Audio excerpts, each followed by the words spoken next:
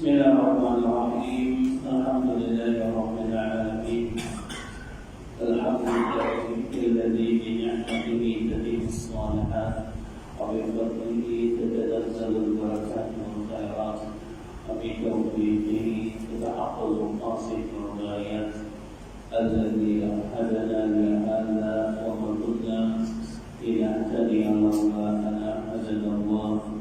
وأزكى صلوات الله وتسليماته على معلم الناس الخير وهادي بشرية إلى رشد وقاد الخلق إلى الحق ومخرج الناس من الظلمات إلى النور بإذن ربهم إلى صراط العزيز الحميد المقتدر حبيبنا وشفيعنا وأسوتنا وقدوتنا ومعلمنا محمد صلى الله عليه وسلم وعلى آله وأصحابه حق قدره المبدع العظيم. أما بعد, Assalamualaikum warahmatullahi wabarakatuh. InsyaAllah di pertama kali ini kita meneruskan kajian kita dalam fiqh muamalah maliyah yang berkaitan dengan urusan jual beli kita di dalam kehidupan kita sehari-hari. Yang mana di muhadarah kita yang lalu kita telah membincangkan tentang jual beli yang batal dan jual beli yang rusak di dalam Islam. Ini belum kita habiskan, kita coba untuk sambung pengajian kita ini dari segi hukum dan sifat yang diberikan agama dengan melihat sejauh mana pemenuhan syaratnya majoriti ahli fiqh membahagikan transaksi menjadi dua. Dan ini telah kita bincang dulu lalu.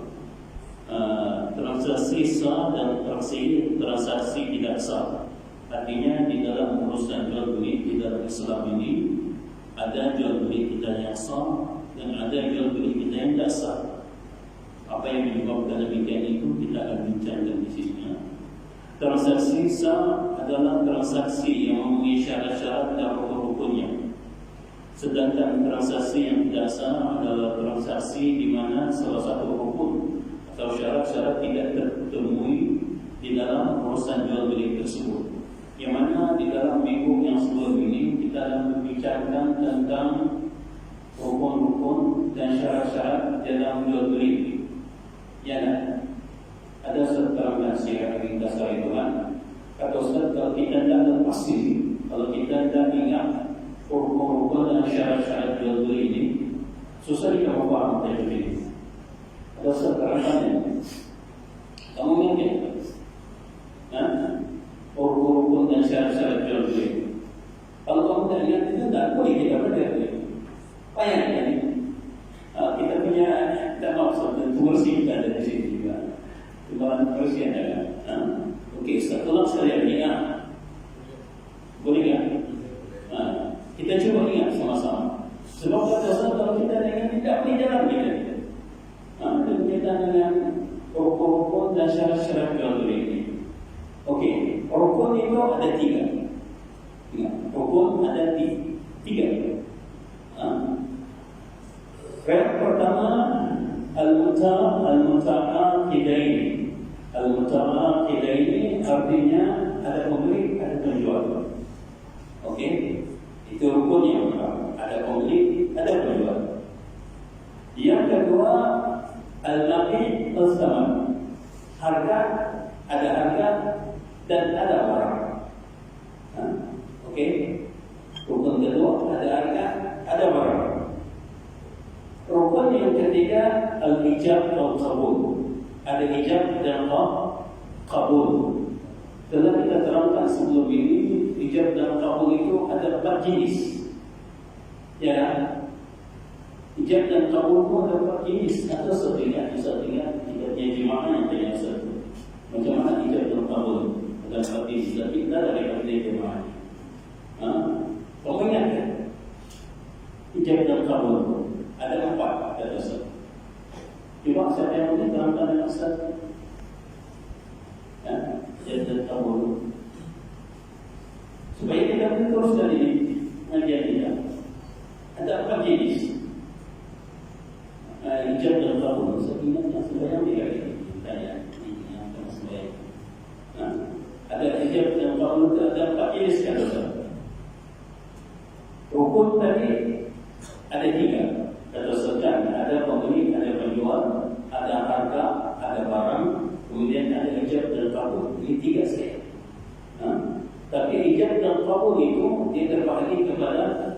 4. Yang pertama, mana hati-hati itu? Dia yang mengingat. Kalau kita yang mengingat yang orang-orang tua ini yang sikit saja. Ada hati-hati yang mengingat. Kamu adik berapa umur? 28. Boleh kan?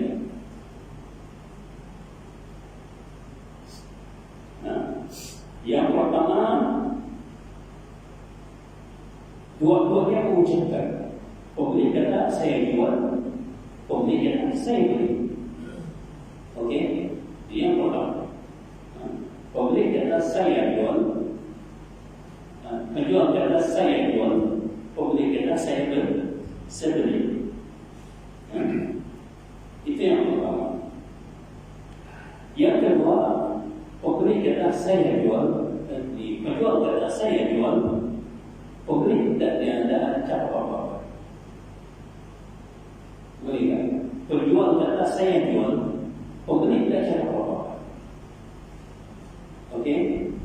Yang ketiga, penjual tidak cakap apa-apa, pembeli kata saya beli. Berapa? 3 sudah. Okey, yang keempat, dua-dua dia senyum. Dia reda ya. Reda sebab itu syarat jual beli nanti dia akan termasuk ada reda di situ. Jadi ini 4. Ijab kabul dalam jual beli ada 4. Kalau ijab kabul dalam nikah namun mesti kau terus terang. Tapi ijab kabul dalam jual beli ada 4. Berikan adik coba terangkan dengan Ustaz. Jadi kalau dia sendiri yang jaya nanti boleh ucap dan jelas. Saya jual, pembeli cakap saya beli. Okey, itu yang pertama. Dua cakap. Okey. Pembeli cakap saya beli.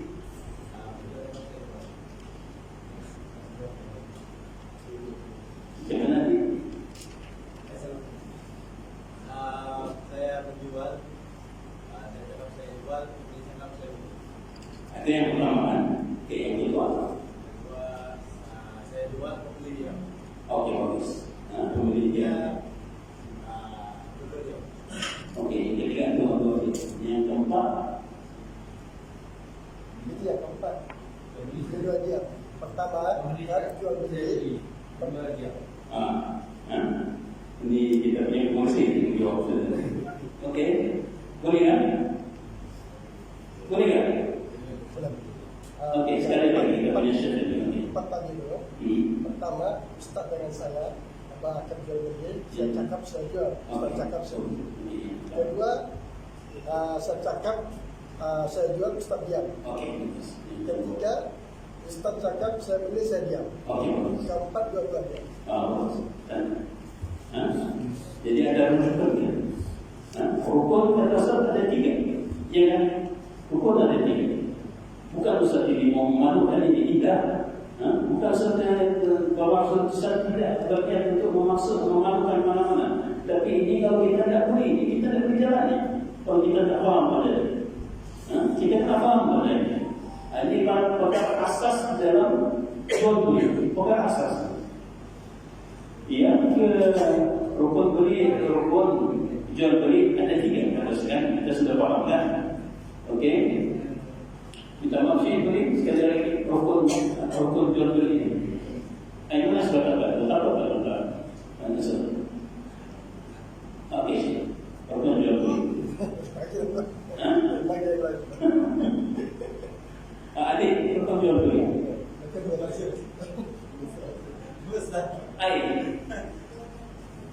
Pertama kan? Adik apa?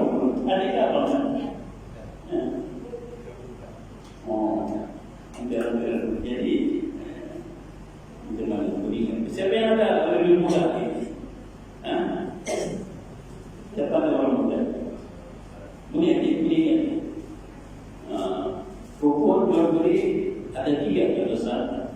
Yang pertama, ada penjualan. okey bagus. Ada penjual, ada pembeli. Yang kedua, Ada harga.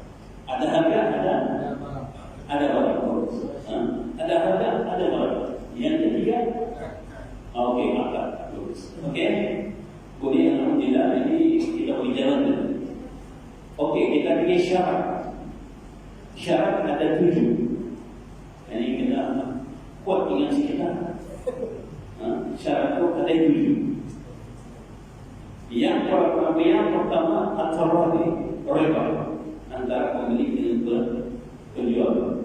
Sebab kita dosa jadi kalau pemilik dan penjual tidak ada apa-apa dari senyum, atau senyum atau penjual okey. Dia reda kan orang penjual dan yang kedua jaz atau tasarruf, artinya orang yang mengadakan urusan jual dan beli ini justru orang yang layak daripada sudut syarak. Artinya bukan tak. Kalau tak ada satu sekadar 10 ringgit ke bawah boleh. Kalau tak sekadar 10 ringgit ke bawah boleh. Nanti keseruan tu mereka tolong bapak tu pergi beli gula sana. Gula mungkin 1 kilo dan dalam 5 ringgit kursi dia. Juga 5 ringgit boleh juga. Artinya kos boleh. Tapi kalau yang mahal-mahal tu tak boleh. Aku mah cerita pergi jam itu tak boleh. Dikena orang boleh. Yang kalau itu tak boleh. Jadi orang yang mengadakan urusan jual beli itu sama ada yang menjual ataupun yang membeli mesti orang yang layak sudut syarat. Itu yang kedua. Yang ketiga, menggunakan tanaman. Barang yang ingin dijual itu, barang yang ingin dijual oleh penjual itu mesti miliknya sepenuhnya. Dia tak boleh jual barang orang lain. Tidak dia boleh jual barang orang yang dicuri. Sekarang kita orang-orang muda ini jadi rapat yang pakai dicuri jual tu, tidak sah. Sebab bukan dia sepenuhnya. Jadi barang itu mesti dia memiliki sepenuhnya. Itu yang ketiga. Yang keempat, mana syariah, artinya sesuatu yang ingin dijual itu yang memberikan faedah segi seluruh syarat satu kehidupan kita. Sebab kita Islam ini ada barang-barang yang kita tidak boleh macam kira tidak boleh dan tidak macam Arab kan, wabi, ganja itu tak boleh. Tidak ada nilai bagi kita orang Islam, tidak ada nilai itu barang itu segi sudut syarat. Tidak ada nilai barang najis, itu tak boleh. Yang keempat, makduran di taslim. Barang itu mampu untuk kita serahkan kepada pembeli sekiranya kita menjual kepada dia. Kursi, ada kursi. Meja, ada meja itu. Ikan, ada ikan itu. Kalau kita menjual, mak aku jual semua kok ikan tenggiri, tapi masih jelas. Itu tak boleh. Kalau masih jelas, tak boleh. Artinya ikan kok ada. Burung kok ada yang kita menjual. Bukan dia masih di terbang di angkasa, masih di lautan, itu tak boleh. Mampu untuk diserahkan. Dan yang keenam, barang itu istilah barang yang jelas yang dijual. Dia mau jual barang jam puas, mesti jam puas. Jam boleh, mesti jam boleh. Jangan dia kata, aku jual sama kau barang jam ini jam boleh. Tiba-tiba jam esok pula, tak boleh. Mesti barang yang jelas. Aku jual sama kau kereta yang jam. Tiba-tiba dijual yang kereta potong saja, tak boleh. Artinya barang itu mesti barang jelas. Yang ketujuh, harga barang. Harga barang itu kalau contohnya 3.500, 3.500. Aku jual sama orang 3.000, dia bilang 3.000 ke atas. 3.000 ke atas tidak menentukan harga barang itu sebenarnya. Mana boleh disebut 3.000 ke atas, tidak boleh 3.000 ke atas. Artinya mesti harus berapa barang berapa mau. 3.500 kan, 3.600. Kalau berjual dengan 3.000 ke atas tidak boleh. Mesti jelas keluarga.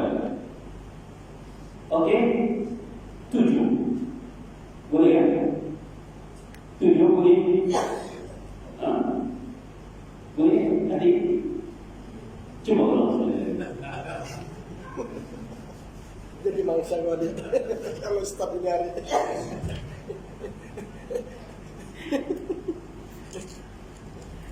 Oke, satu orang sekali lagi ya. Kata Ustaz yang pertama, keridaan. Ini kita bagi ringkasnya. Yang kedua, orang yang mampu untuk ini kita ringkasnya. Orang yang waras, orang yang layak mengadakan urusan jual beli. Orang yang layak mengadakan urusan jual beli.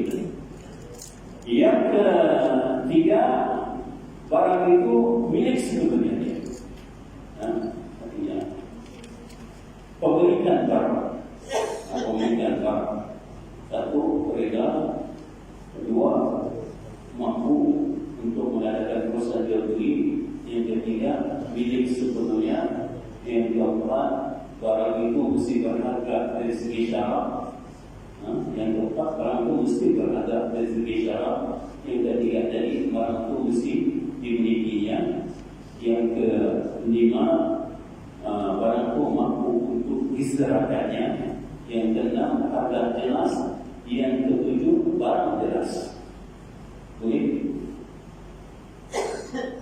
Boleh?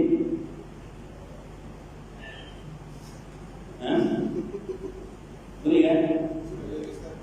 Sekali lagi banget. Yang pertama reda. Yang kedua, orang yang boleh mengadakan urusan jual beli dari sudut syarak. Yang ketiga, barang itu mampu untuk diserahkan. Yang keempat, pemilikan penuh. Yang kelima, barang itu berharga dari sudut syarak. Yang keenam, harga jelas. Yang ketujuh, barang jelas. Okey? Kelima, barang jelas. Barang jelas.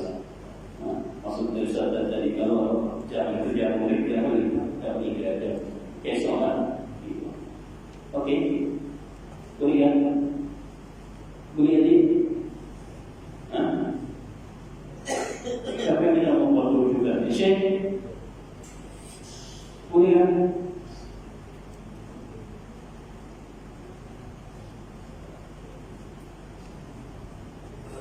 Boleh kan? Hadis boleh. Coba ni, ulang. Okey, bagus. Okey. Sini boleh sini. Tidak ada berapa sebelah.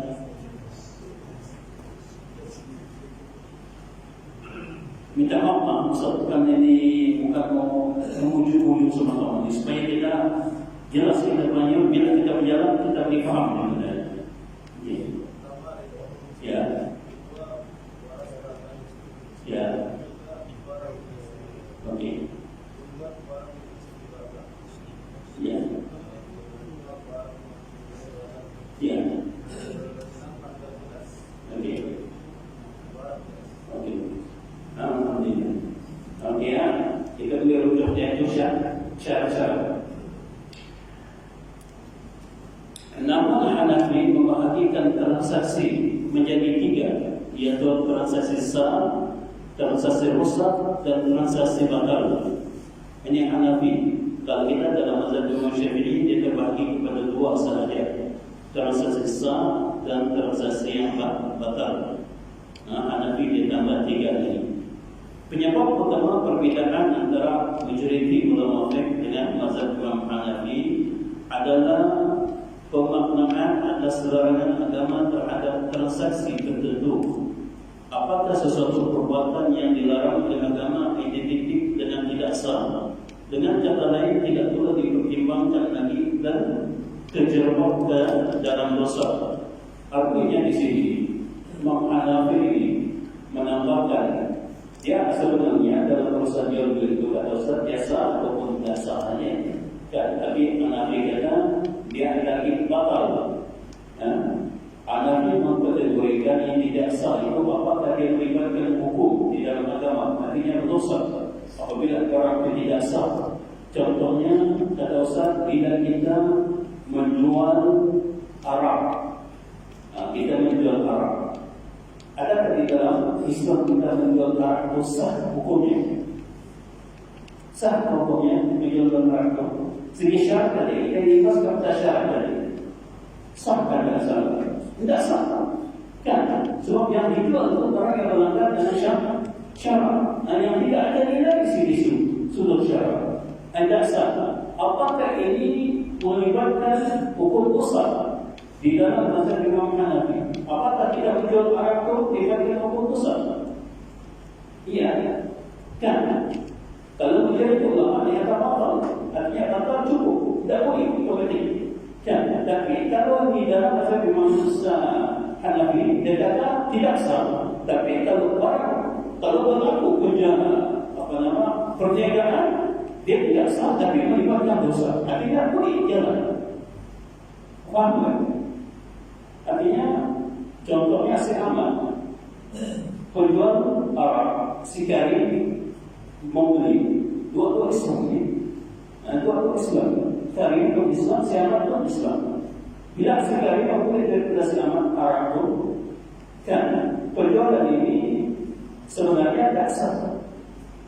Tapi ada kalian yang boleh dan kedua-duanya menanggung dosa. Tapi kita di dalam mazhab Imam Syafi'i tidak boleh batal. Cuma dikatakan. Itu perbezaan antara kita dan mazhab Imam Hanafi mengenai sah dan batal. Perbezaan dia. Menjadi ulama fiqh berpendapat bahawa larangan agama atas transaksi tertentu sama artinya dengan tidak boleh mempertimbangkan lagi sama sekali dan berdosa orang yang melakukannya juga. Itu bagi kita ada sudah terangkan. Bagi kita tak boleh batal dan teruskan ke perniagaan. Juga tidak ada perbezaan antara larangan mengabaikan salah satu hukum transaksi dan larangan dari melakukan sesuatu yang menyebabkan tidak sahnya sebuah transaksi berdasarkan kepada sabda Nabi sallallahu alaihi wasallam. Barang siapa yang melakukan satu perbuatan bukan dari ajaran kami, man amila amalan laisa minna fa huwa rad. Di dalam hadis Nabi sallallahu alaihi wasallam, siapa melakukan satu perbuatan amalan di dalam agama kami bukan daripada agama kami, maka dia tertolak, kata Nabi sallallahu alaihi wasallam. Artinya macam kita katakan tadi, penjualan arak itu tidak boleh. Dan di dalam agama kita tidak boleh dijual arak. Apa-apa tetap batal, otomatik batal. Tidak boleh. Adakah demikian selama satu perbuatan menyalahi perintah agama, maka perbuatan itu dikategorikan ataupun dihukumkan sebagai batal. Baik kesalahan itu terjadi pada hakikat perbuatannya atau kegebiannya, maupun juga perbuatan itu merupakan ibadat ataupun muamalah. Begitu juga yang berbentuk muamalah. Macam kita di dalam kita sembahyang, kan? Bila kita mengatakan kita dalam kita sembahyang, Allahu Akbar, bila kita semua terbuang lagi, artinya bahasa kasar kita tertutup. Adakah kita punya sembahyang sah? Tidak sah, batal. Ya kan? Sembahyang kita tahu batal, kan? Apalagi juga dalam urusan jual beli, dia kalau seperti kata batal. Tidak sah, tidak sah. Tidak boleh kita teruskan belajar. Akan tetapi Nabi berpendapat bahawa kadang-kadang larangan agama mengenai satu transaksi tertentu bisa berarti orang yang melakukannya berdosa tanpa membatalkan transaksi itu sendiri. Ini yang kita bicarakan tadi, kan? Yang menjadi dia arak. Katakan itu tapi itu selesai. Itu adalah sekarang di dalam bab-bab yang tertentu terdapat perbezaan terdapat di dalam para ulama mengenai satu-satu perkara ini. Terutama contohnya dalam bab-bab ibadat kita ada perbezaan terdapat di dalam bab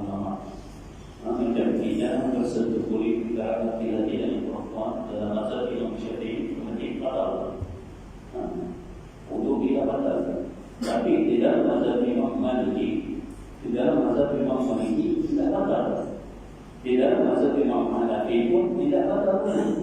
Apa perbezaan antara mazhab Imam Maliki dengan Imam Hanafi apabila bersentuh kulit antara laki-laki dan perempuan?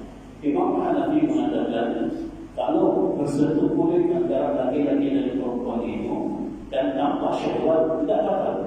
Hanafi kata, tanpa syahwat tidak batal tidak. Hanafi. Tapi kita dari Syafi'i itu tidak batal. Maliki mengatakan walaupun tak syahwat bersentuh kulit antara laki-laki dan perempuan, walaupun dengan syahwat bersentuh kulit antara laki-laki dan perempuan, dalam mazhab Imam Malik tidak ada. Itu dia punya perbezaan. Nampak perbezaan ulama. Kita mengenai satu-satu perkara berkaitan dengan ibadat. Berkaitan dengan ibadat. Jadi susah kadang-kadang kita mengenai perkara. Contohnya dalam membaca kita Imam Syafi'i, bila kita pergi ke masjid, kita tak curiga, kita kawaikan kita punya tangan, berapa kita? Batal wudu, batal. Dalam mazhab Imam Syafi'i tidak batal, ya kan? Tapi dalam mazhab Imam Hanafi batal. Ayat, boleh kan? Jadi kadang-kadang perbezaan pada ulama itu, di mana kita merasa kajian yang mudah, itulah kita boleh ikut. Yang penting kita faham itu daripada mazhab mana. Sebab itulah kita kadang-kadang bila kita melakukan satu-satu ibadat di dalam Islam ini, sekiranya kita merasakan satu kesusahan, tapi ada pendapat ulama lain yang boleh kita ikut, silakan, tidak ada masalah. Macam kalau kita melakukan sembahyang subuh, kita berdiri di subuh, Allahu Akbar, dan kita baca di doa iftitah, baca terus bismillah, bismillah. Turun subhanallah bil azim, subhanallah bil azim, sami Allahu liman. 20 pula baca terus saja. Dengan niat itu dalam mazhab Imam Malik ataupun Hambali boleh. Sebenarnya kalau kita baca 20 ayat habis 20. Ya. Sekarang bagaimana? Kita mau keluar daripada agar kita punya subuh itu tidak terlepas. Jangan baca buku. Ustaz ini ajar pula semua kali. Indah, kan? Terpaksa ada darurat tu. Apa masih? Ada darurat yang. Kalau kaki dulu dijual, pun kalau sudah tamat macam itu, dan darah sudah jauh. Apa sih? Itu dalam Imam Hanafi. Boleh? Boleh. Tidak ada masalah. Tidak ada masalah. Ajar yang kita dalam dalam sembahyang maghrib dan di mau kita sembahyang isya kan di akhir sudah di rakaat yang ketiga sudah duduk mau tahiyat aja orang at-tahiyat Allahu akbar macam mana sembahyang kita maghrib kita sah ikut mazhab kita Imam Syafi'i sah sembahyang maghrib kita tidak sah.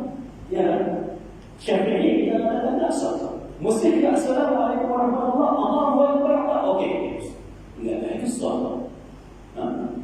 Syafi'i. Tapi Hanafi dia kata selagi kau sudah berada di ujung-ujung sembahyang kau, kan bukan. Boleh. Artinya kita punya sembahyang maghrib itu dikira dalam mazhab Imam Hanafi. Hendaklah kita bersembahyang kembali. Ya, hendaklah kita bersembahyang kembali. Untuk sah sembahyang tidak akan sembahyang. Cukup lagi kita belajar Imam Hanafi yang mengatakan itu sembahyang sah. Dan mari kita mengatakan sah. Tidak ada masalah sama kita. Itu kadang-kadang kita kena faham pendapat ulama dalam satu-satu masalah terkira. Kalau kita faham senang. Agama ini bukan yang susah kan? Agama yang menyenangkan. Ada pendapat ulama yang senang tidak ikut. Tidak ada masalah. Ada apa-apa soalan? Ada soalan yang boleh kita bicarakan? Ada soalan apa? Ustaz. Ya. Ustaz, ada Ustaz, tapi tidak melibatkan ini Ustaz. Cuma saya ada soalan bab lain lah, bab lain. Ada saya untuk mengenai saya mengenai saya ingin tahu. Kepada Ustaz, soalan Ustaz ada yang lebih arif daripada pertama soalan saya mengenai tabayun. Apa dimaksudkan dengan tabayun Ustaz? Boleh tolong Ustaz jelaskan mengenai tabayun. Maksud tabayun sebenarnya.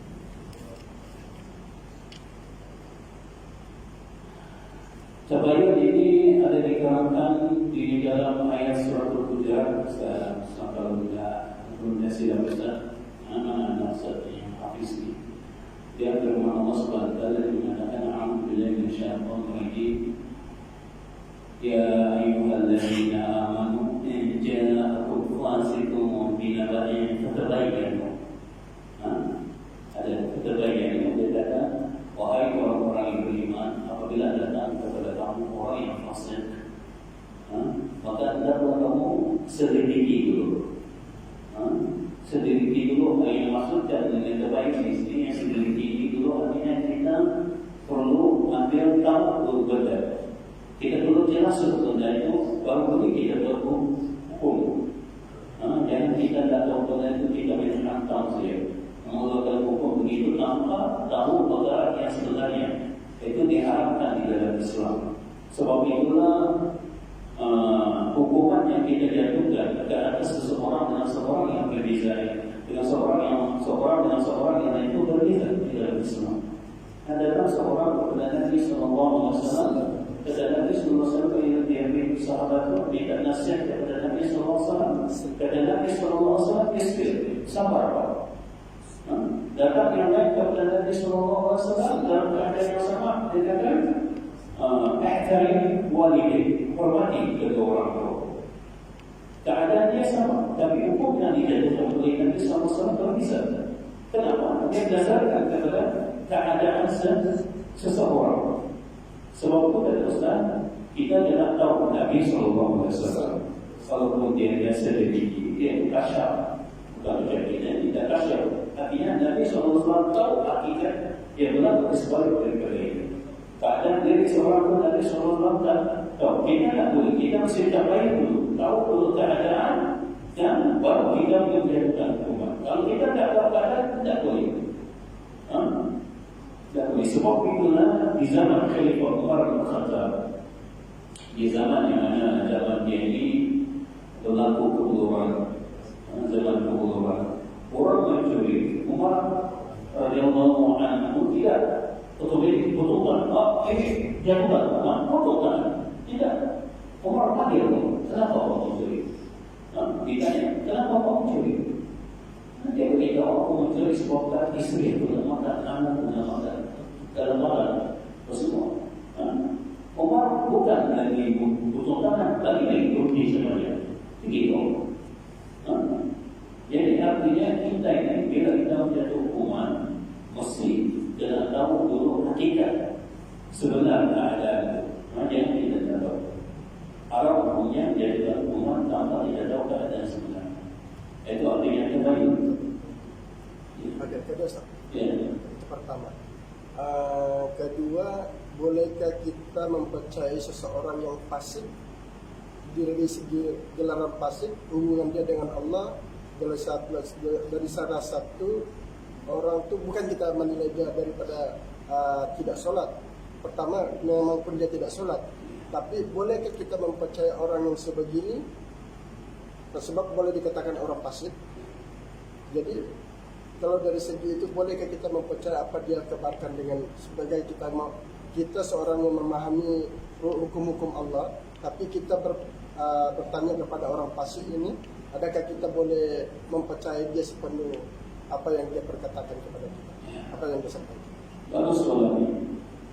Tentang orang fasik. Kamu tahu fasik ini apa dia? Sebelum kita jawab suatu soalan, kamu tahu fasik itu apa dia? Contohnya mencari kamu punya sahabat ini, dia kata dalam waktu sembahyang. Dalam waktu sembahyang, mak, baik kamu. Apa boleh kata baik itu sembahyang tu? Orang pergi sembahyang kau ini lihat pula ini. Kan? Macam mana awak sebenarnya? Ustaz, aku tak percaya sembahyang ni wajib. Aku tak percaya sembahyang ni wajib. Dia cakap tu. Dia kata aku tak percaya sembahyang. Kita di dalam Islam, sembahyang itu wajibkah sunatkan? Wajib. Kan? Wajib kita dalam sembahyang kita dalam Islam. Tapi dia kata siapa kata tadi aku tak percaya ni sembahyang ni wajib. Yang ini dia hukumnya kan kafir, kufur. Mereka kafir, tidak percaya dia punya ibadat itu kufur. Mereka kenapa pada sembahyang aku malas pasal sembahyang ini? Banyak orang malas sembahyang. Kalau dia percaya kok kayak sembahyang percaya pasal itu kita tidak. Ini fasik orang ini. Orang macam ini fasik. Dia tahu sembahyang wajib, tapi dia tak tunaikan. Macam-macam alasan dia. Ini orang yang fasik. Artinya orang fasik ini dia melanggar hukum Allah Subhanahu Wa Taala. Ya kan? Ya, jadi melanggar hukum sembahyang macam alasan dia. Ya. Jadi artinya dia fasik. Bila fasik ini, kalau berdasarkan kepada hukum Islam, dia punya kesaksian dia, syahid dia tak boleh diterima. Orang yang fasik itu dalam hukum Islam orang yang fasik kesaksian dia, kamu faham kesaksian ini? Saksian ini artinya kita bila menuduh seorang perempuan itu berzina, kita mesti ada saksi. Ya kan? Dan dalam usul dia harus kita terima tu tak berzina pun dia. Saksi ke mana? Saksi dan tak saksi itu. Faktor beberapa isu ada datang orang saksi. Kalau mampu dua orang saksi. Jadi kalau yang masih fasik, aku jadi saksi. Ini tak boleh diterima. Orang yang fasik tidak boleh diterima dia punya kesaksian sebab dia fasik. Artinya dia melakukan maksiat kepada Allah SWT, melanggar hukum Allah SWT, tidak boleh diterima. Jadi kalau artinya dia tidak boleh diterima dia punya kesaksian dalam apa-apa di dalam agama, kita tidak boleh diterima. Kita pakai saja. Saya dapat dari hukum Islam. Orang yang fasik dan dosa tidak boleh kita terima dia punya kesaksian. Apa-apa memberikan daripada dia tidak boleh terima. Kita tidak sendiri dulu.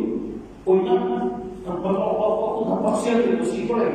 Aku tengok dia punya kesadaran. Kalau dia betul kau dia. Kalau orang fasik tidak dipercaya, tidak mau. Islam siapa dia dengki sama sekali. Biasa kita itu berapa? Itu dia sudah sekali hidupnya dunia. Padahal sekali kita disuruh. Tidak boleh. Jadi, ya. Apa perbedaan dia munafik sama asli? Ya bagus. Munafik jadi kan dia orang yang berpura-pura. Orang yang berpura-pura. Di zaman Nabi Sallallahu Alaihi Wasallam banyak orang-orang munafik. Antara sembahyang yang sukar untuk kita kerjakan. Mungkin kalau sekarang kita rasa benda itu dikir biasa, kan sembahyang subuh kita mau pergi ke masjid pun ada lampu, tak ada semua, dan senanglah sikit. Cuma orang yang mau pergi sembahyang subuh itu saja. Dan kalau di zaman dulu susah. Mau pergi sembahyang subuh itu gelap, begitu dia mau pergi sembahyang maghrib susah gelap. Jadi ada orang-orang yang sembahyang maghrib bersama dengan Nabi Sallallahu Alaihi Wasallam. Tapi di samping daripada itu, orang tidak suka Nabi, tidak suka Nabi, tidak suka Islam. Apa lagi? Tapi mereka sembahyang. Itu semua apa lagi sembahyang yang semua. Dan kita dapat tidak ayat mungkin dan sembahyang. Ini munafik. Berpura-pura nampakkan dia sehingga kita bagus, sehingga kita bagus. Di belakang mati tak boleh orang yang macam ini. Dikecatnya pun, kalau dia mengurusi itu kan, depan mengurusi bagus. Jadi aku nampak sorok mengurusi bagus. Di belakang mati kursi. Itu kursi kamu nak kursi. Jangan tak jangan kursi. Ini munafik ini orang. Kita mau kursi. Contohnya ya, orang munafik macam itu, berpura-pura. Yang fasik ini nampak terang-terang, dia nyatakan terang-terang, tapi yang munafik itu pura-pura. Bagus tentang kita, bakal kita mati itu. Waktu mau sekali, waktu mau ceramah itu, di depan Ustaz, Ustaz mau ceramah di belakang, foto sekali, isyarat dan dia atau yang contohnya, ini orang munafik yang jadi. Okey kan? Itu contoh yang saya berikan contoh orang. Jadi kalau boleh ini jauhi daripada kita. Sama ada kita munafik ataupun jadi orang yang fasik, yang jadi orang macam ini. Orang-orang yang ibarat di dalam surat Al-Luqman ayat yang ke-60 Allah SWT berfirman وَقَدِمْنَا مَا عَمِلُوا مِنَ عَمَلٍ فَجَعَلْنَاهُ هَبَاءً مَنثُورًا. Kami berikan amalan-amalan yang mereka lakukan itu, tapi mungkin dijadikan amalan-amalan mereka itu seperti debu yang terbang. Dan ada yang sisi Allah SWT, orang-orang yang menjadi. Jadi jangan kita jadi orang-orang yang munafik ataupun jadi orang-orang yang fasik. Kalau kita mau cakap bagus-bagus. Kalau di belakang, di depan kita cakap bagus-bagus, di belakang ya bagus-bagus. Bukan di depan bagus-bagus, di belakang bagus yang ada. Tidak boleh. Ini tidak boleh. Ada lagi? Ya, silakan. Apa hukum seorang yang pernah berkata, dia bilang kalau Nabi masuk di Sabah ni, dia kata kalau dia Nabi masuk di Sabah mengajar, mesti juga betul dia, tak boleh tidak ada tahu dia. Mesti kalau Nabi sekali pun masuk mengajar di Sabah, mesti ambil tahu dia. Dan apa status yang pernah orang berkata begini? Dia pernah berkata begini. Ya. Apa hukumnya? Perlu diketahui bahawa hadis-hadis Nabi ini merupakan sebuah hukum. Sekejap ini Imam ini, sekejap Imam ini. Perlu kita tahu bahawa di dalam Islam hadis Nabi merupakan sebuah hukum Islam yang kedua. Yang pertama Al-Quran, yang kedua hadis Nabi SAW. Hadis-hadis Nabi SAW ini datang daripada Nabi SAW. Dan Al-Quran pun datang daripada Nabi SAW. Walaupun banyak pertikaian di kalangan para ulama-ulama yang jahil tentang nuzul Quran ini. Tapi kita dalam Ahlussunnah wal Jamaah, kita Quran dan hadis datang daripada Nabi SAW. Bila dia datang daripada Nabi SAW yang merupakan sebab utama di dalam Islam, apa yang ingin kita mau daripada dia? Apa lagi yang kita mau daripada Nabi SAW? Mungkin di zaman dahulu bila kita mau mengajar agama ada tauhid, tapi sekarang ini ada tauhid. Tujuan utama tauhid itu tidak adalah untuk mencegah orang itu bercakap di luar bidang agama yang sebenarnya. Di luar bidang agama yang sebenarnya. Sebab itulah kita panggil orang untuk interview. Kita tengok dia punya sikit. Bukan sembarang kita tengok dia punya sikit. Kita tengok dia punya kemampuan untuk menjawab satu-satu masalah agama. Kalau saudara Nabi SAW, apa yang kamu tanya semakin? Al-Quran memang dia punya, hadis memang dia punya. Kalau orang yang katakan bahawa Nabi SAW hidup di zaman ini, dia kena ambil tauhid dari orang ini. Bukan maksud saja. Ini payah dia orang. Apalagi kalau ni Nabi SAW ada tauhid, Al-Quran berapa? Kau akidah kau yakinkan Nabi SAW itu datang dengan wahyu Al-Quran, datang dengan hadis Nabi SAW. Kau yakinkan? Kau yakin? Cukup. Habis cerita. Berapa usulnya? Tentu dia. Astagfirullah. Ini orang macam menghina Nabi SAW. Macam itu tidak Nabi SAW. Kalau begitu cakap macam itu. Kalau tidak ada Nabi SAW, sahabat pun tidak ada. Para tabi'in, imam-imam yang muqtabar, Imam Syafi'i, Imam Malik, Imam Malik, Imam Hanafi, Imam Az-Zahiri, Imam Zahiri, Imam Dawud, Imam Nasai, Imam Bukhari, semua ada kalau dari Nabi. Apalagi Islam itu sampai ke ini. Jadi jangan mempertikaikan Nabi SAW. Nabi SAW merupakan support hukum yang tertinggi di dalam Islam. Ahli sunnah wal jamaah. Tidak ahli sunnah wal jamaah jangan mempertikaikan Nabi. Kalau mempertikaikan Nabi itu dia bukan ahli sunnah wal jamaah. Macam itu satu orang yang bernama Salman Rushdie. Salman Rushdie nama dia mempertikaikan hadis Nabi SAW. Dia kata hadis dan orangnya dia tak tahu. Salman Rushdie kan orang. Ya. Salman Rushdie. Dia menyatakan Al-Quran daripada setan. Yang menyatakan hadis tidak ada itu kasir Indonesia ini. Oh, yang kasir dia tak. Ya, itu yang kasir itu yang dinyatakan dari hadis. Itu tak boleh. Mana boleh kalau tulis kasir apa? Mana boleh pakai dia? Mana boleh pakai ini merupakan sesuatu di dalam Islam, semua hukum dalam Islam. Mempertikaikan salah satu daripada hadis hukum Islam. Islam itu tidak boleh diterima. Ini semua hukum dalam Islam.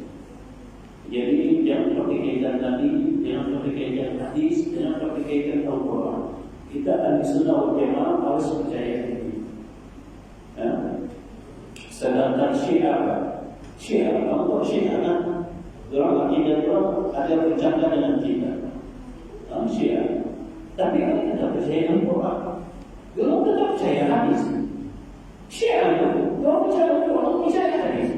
Kita dari sunnah muncul mereka percaya hadis. Masya Allah. Ada juga waktu ini baru teringat Ustaz baru di Keduri, setelah yang Keduri.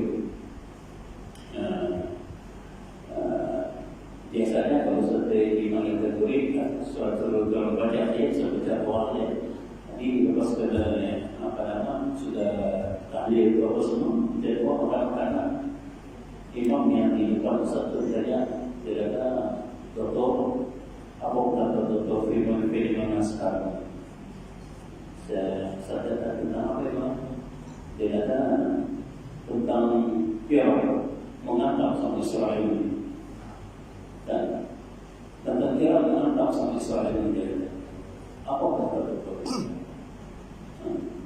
saya kata betul Fir'aun ini dia punya mazhab Syiah ada pertentangan dengan kita punya akidah di semua jemaah. Tapi dia juga yang membantu Israel dengan membantu Palestina. Terus dia yang membantu Palestina.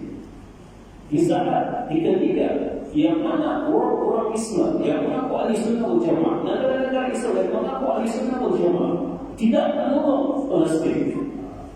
Yang dekat-dekat situ apa? Jordan, ini Saudi Arabia, Yaman, apa semua membantu dia.